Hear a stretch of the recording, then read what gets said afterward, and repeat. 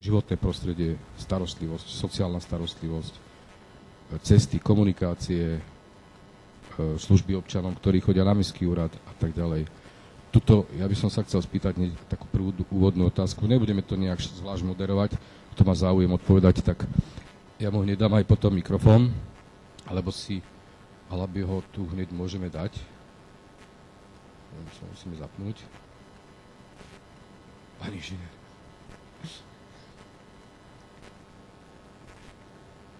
Takže akú máte predstavu vy, pretože ste väčšinou, čo tu vidím teda noví poslanci, akú máte predstavu vy, ako by mala fungovať služba občanovi a čo nového by ste chceli priniesť vy do tohoto systému? Že toto by bola taká úvodná otázka, bol by som veľmi rád, nemusíte všetci odpovedať samozrejme, ale tí, ktorí chcete odpovedať, aby ste na túto tému odpovedali. Vítam pána primátora a zároveň mu ďakujem za to, že nám umožnil to, aby sme to organizovali v obradnej sieni Mestského úradu, pretože si myslím, že to je dôstojné miesto na to, aby sa organizovali takéto akcie, dialógy a my ako dvaja ľudia nemáme priestory na to, aby sme mohli organizovať nejaké takéto veci. Takže ešte raz, pán primátor, lebo ty si tu nebol od začiatku. Taká základná téma, ja som to aj na Facebooku zverejnil, je funkčnosť služieb občanom. Netýka sa to len starostlivosť, životné prostredie, komunikácie, ale sa to týka aj funkčnosti Mestského úradu ako takého a celkovo služby, ktoré sa poskytujú občanom tohoto mesta. Takže nech sa páči, kto by chcel o tom porozprávať tie svoje predstavy, veci, ktoré by chcel on, aby presadil a vlastne aj povedať niečo, čo má vo svojom volebnom programe. Nech sa páči.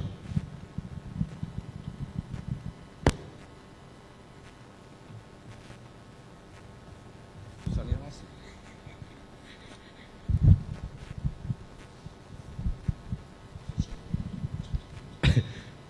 Pán Salman sa hlásil o slovo, takže nech sa páči. Jasne.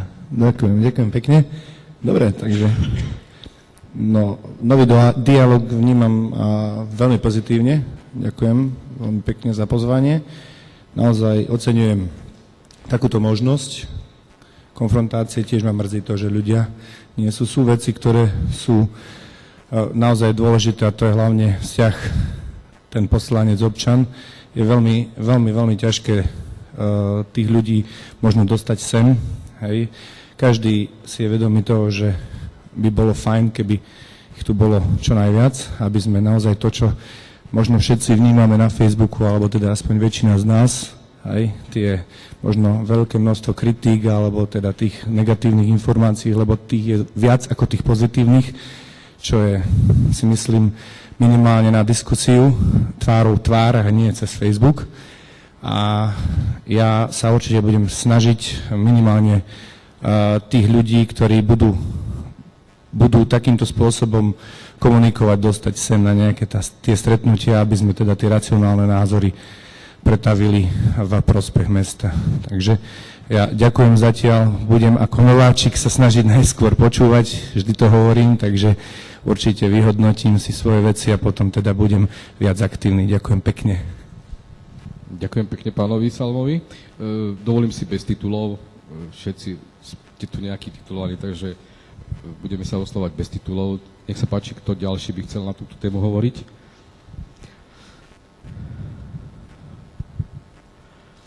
Keď nie je nikto, tak ja tak trošku budem reagovať. Ja mám pred sebou ostatné novinky z Levickej radnice, pán primátor, a prečítal som si tu vyjadrenie pána nového prednostu,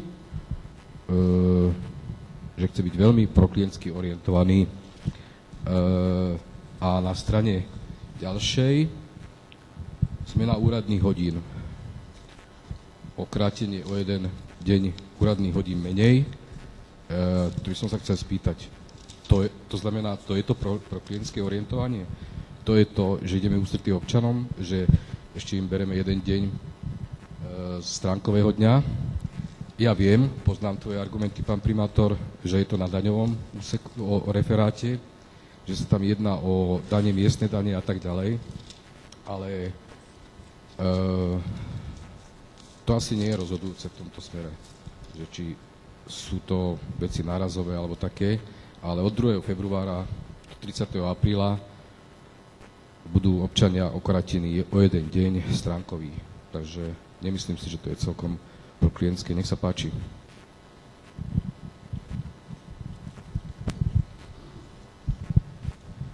Jedná sa len daňový úrad, to neznamená, že stránkové hodiny budú skrátené, ostatné kancelária prvého kontaktu, pokladňa, všetko bude fungovať.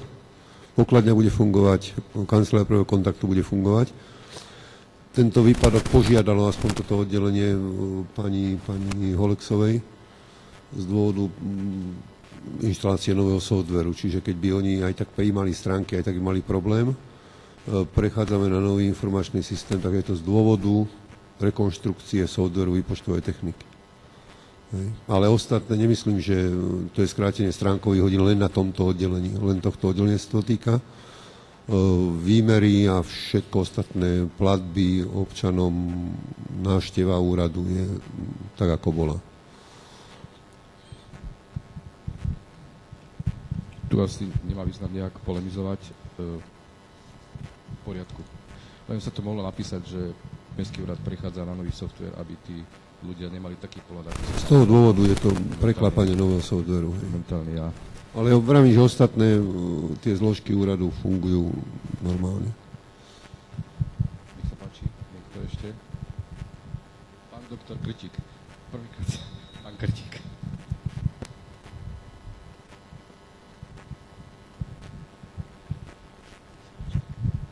Dobrý deň, ďakujem za pozvanie. Začnem tým, nadviažem na pána Juráka a novinky z Levickej radnice. Ja som tam tiež. Takže ja by som len chcel teda objasniť možno trošku slova, ktoré som tam napísal. A kde si myslím, že vidím oblasti zlepšenia služieb mesta a mestského úradu svojim obyvateľom, mesta Levíc, respektíve mestských častí, a ktoré by som ja chcel zagarantovať a zastrešiť, lebo si myslím, že tam tých rezerv bolo, alebo teda je dosť. Tá stabilná oblasť, ktorú zastrešovala zástupkyňa primátora mesta, to je sociálna bytová, tá mi zostala a myslím, že v rámci kompetencií s pánom primátorom my sme sa veľmi rýchlo a bez problémov dohodli na tom, že ďalšie oblasti, ktoré ja budem zastrešovať z pohľadu vedenia mesta, sú kultúra, šport, cezhraničná spolupráca, medzinárodná spolupráca. A čo by som chcel zdôrazniť, a myslím si, že to patrí presne na túto pôdu, je spolupráca s tretím sektorom. Čo tým myslím? Ja sa veľmi teším z toho, že Levice majú veľmi pestrý a bohatý, nazvem to tak, občiansky život. Sú tu veľmi, veľmi životaschopné občianske združenia, neziskové organizácie a podobne, ktoré vyvíjajú svoje aktivity. Myslím si, mnohokrát si žiadali akúkoľvek formu podpory zo strany mesta a tátu chýbala. A preto som aj uviedol v tom článku, že ja chcem byť a teším sa byť partnerom všetkým týmto organizáciám a toto tu aj avizujem na tejto pôde. Jeden z tých prvých krokov, ktoré by som chcel urobiť je, že by som chcel iniciovať vznik poradného orgánu zástupcu primátora mesta. Nazval som to zatiaľ tak pracovne Komisia pre občianske aktivity. Nebude to komisia, ktorá bude platená z rozpočtu mesta, nebude to komisia schvaľovaná mestským zastupiteľstvom. Jednoducho budem rád, pokiaľ tam budú mať svoje zastúpenie, a chcem vás týmto aj vyzvať, aby ste tam navrhli ľudí, ktorí si myslíte, že by mohli byť prínosom. Chcem, aby tam bolo reprezentatívne zastúpenie týchto rôznych občianskych aktivít, občianskych združení a podobne, aby sme sa mohli nielen rozprávať o aktivitách, aby sme o nich vedeli, aby sme hľadali podporu a aby to vyústilo napríklad do jednej z aktivít, ktorú ja by som bol rád, keby sa mi podarilo presadiť, a to je participatívny rozpočet. To znamená, vy viete, že v rámci tých kompetencií, ktoré schválilo mestské zastupiteľstvo, tak som aj predsedom finančnej komisie. Jednoducho mojou takou víziou alebo predstavou je, aby v časti rozpočtu bola vyhradená určitá suma, o ktorej by občania rozhodovali sami. S týmto participatívnym rozpočtom majú svoje dobré skúsenosti v niektorých mestách. Poučíme sa z toho. Ja sa určite nechám rád poučiť, aké by tam mali byť pravidlá. Čiže toto by bola možno jedna z tých noviniek, ktoré by sme mohli viesť, keď sme na tejto pôde občianskych iniciatív. Toľko na úvod, ja sa určite potom zapojím aj ďalej. Ďakujem. Ďakujem pánovi Kritikovi. Ešte niekto sa chcete k tomu vyjadriť? Pán Virt, nech sa páči.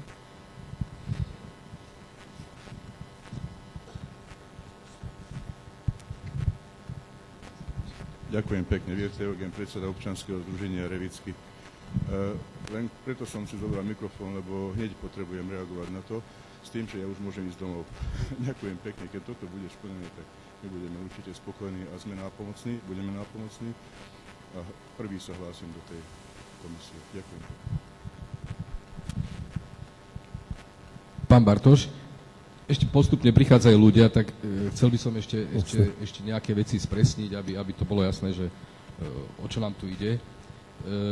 Ide nám tu hlavne o to, aby informovaná bola čo najviac verejnosť. To znamená, že aby tie informácie, ktoré momentálne tu odznejú, budú nahraté a my ich zverejníme samozrejme na Facebooku a už mám dohodu aj s Andrejom Budajom, že pôjde to aj na Levice online. Takže tu už budete vidieť a dúfam, že budú aj reakcie občanov, že ako budú spokojní s informovanosťou o vašej práci, lebo to je našim cieľom. Informovať občanov o vašej práci ako takej. To je to najdôležitejšie. O vašom konaní. Ako konáte v prospech občanov. Pretože pokiaľ občania nebudú mať informácie, tak nebudú vedieť, čo sa vlastne deje. A najväčším nepriateľom tohoto všetkého je neinformovanosť. Neinformovaný občan je nespokojný občan. Informovaný občan je spokojný. A i napriek tomu, že nedostáva stále pozitívne informácie. To je všeobecne známe. Takže nech sa páči, Slavo. Takže ďakujem za slovo. Dobrý deň, alebo podvečer. Ja sa len budem pýtať a budem klásť otázky, ktoré teda aj mňa osobne, ale aj občanov mesta Levice a mestských častí určite zaujímajú. Prvá otázka je smerovaná ohľadne rekonštrukcii kultúrneho domu Družba. Či už sú známe nejaké plány, či táto družba sa podarí zrekonštruovať toto volebné obdobie, ako sa bude financovať a či aj už sa zadalo nejaký projekt na rekonštrukciu tohto kultúrneho domu. To je jedna vec. Druhá vec, čo občanov trápi, to je parkovanie. Chcel by som sa opýtať, že či už došlo k nejakému zasadnutiu, alebo či sú nejaké návrhy, ako riešiť. Viem, že je vypracovaný strategický plán, ale vzhľadom na to, že táto situácia je veľmi komplikovaná, že či teda už v najbližšej komisii dopravy sa táto situácia začne riešiť a vlastne v toto volebné obdobie sa podarí Slavo, urobiť niečo. Preruším vás. Poďme, otázka, odpoveď. Niekoľko odpovedí. Otázka, niekoľko odpovedí. Hej. Takže otázka, odpoveď. Aby sme sa nezahltili otázkami bez odpovedí, takže prvá téma Družba, hoci priznám sa, a nemal som vôbec ambíciu riešiť družbu, pretože si myslím, že otázka družby je tak rozsiahla a tak problematická, že keby napríklad chcel tomu pán primátor teraz vystúpiť a určite vystúpi, tak bude o tom rozprávať pol hodiny. Družba je veľmi zložitý problém, takže keď chcete, ale nech sa páči, pán primátor hovorí, že odpovie. Veľmi jednoducho k družbe. Samozrejme, projekt, ktorý bol pôvodne predložený v AVM sa stal nereálnym.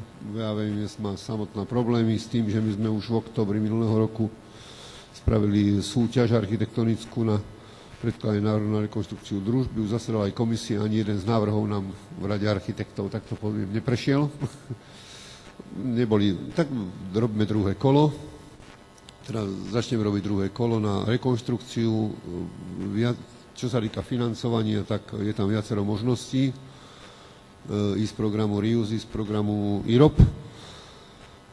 Predpokladám, že by sme tam dávali asi združené prostriedky. Ak sa nám podarí získať samozrejme peniaze z cudzích zdrojov, tak to by bolo len dobre, ale v každom prípade, či to budú cudzie zdroje, alebo bankové zdroje, alebo prostriedky mesta, tak to je otázka budúcnosti. Tým, že by sme chceli do budúceho roku niekedy do jary spraviť projekt pre stavebné povolenie, ak teda niektorý z tých architektonických návrhov prejde, čo predpokladám, že hej, lebo sme tam viac popísali požiadavky, takže to je k družbe. Čo sa týka parkovisk, tak... Ešte prepáč, pán primátor, ešte k družbe. Ja som si pozeral tvoj príspevok, neviem, kde to bolo teraz, sa priznám. Hovoril si o možnosti koncesie na družbu. Myslíte to vážne, alebo... Koncesie? Áno, na družbu. Hovoril si o tom. Nad družbou? Na družbu. Teoreticky je to možné. Tam je to viacero. Ja som povedal, tých kanálov na financovanie viac možností. Ak by sme našli partnera, nebolo by to vôbec zlé, ale predpokladám, že sú rôzne názory aj architektov, že postaviť úplne nové divadlo alebo rekonštruovať družbu takú, aká je. Ja budem vychádzať z toho, ak bude pripravená tá štúdia, ktorú schvália architekti ako priechodnú. Neviem, či všetci vieme, že čo je tu koncesia.